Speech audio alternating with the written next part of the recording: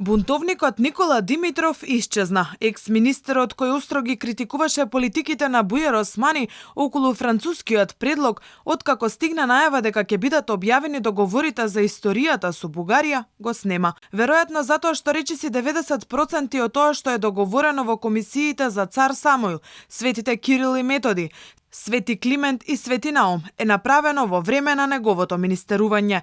Тоа го тврдеше и Османи кога објави дека токму Димитров го потпишал првиот протокол со Бугарија за средниот век, а плюс и се обврзал брзо да најде решение и за Гоце Делчев и наместо и Линденско востание да се користи и Линден преображдение востание.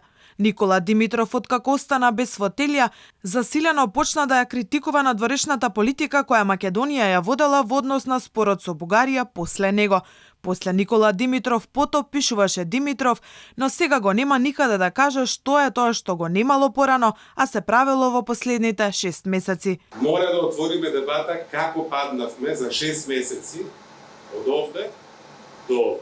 Како дојдовме до вакво ветување за уставот веднаш на почетокот, и тоа од влада, не од Вотртинско собрание, како дојдовме да влезе и тоа ни повеќе ни помалку во кластерот фундаменти оваа тема, и како дојдовме до тоа сега да се надеваме дека бугарскиот парламент ќе го спаси процесот на проширување. Не изостанаа ниту обвинувањата од Османи дека кога Димитров си заминувал ги собрал документите од МНР за да не остави траги зад себе што потпишувала Македонија.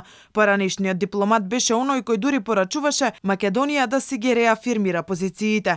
Сепак, факт е дека Димитров беше оној кој беше во преговарачкиот тим за договорот со Бугарија, но и оној кој го потпиша Преспанскиот договор, кој уште повеќе ги зголеми апетитите на Бугарија, кој сега се проблем за евроинтеграциите на Македонија.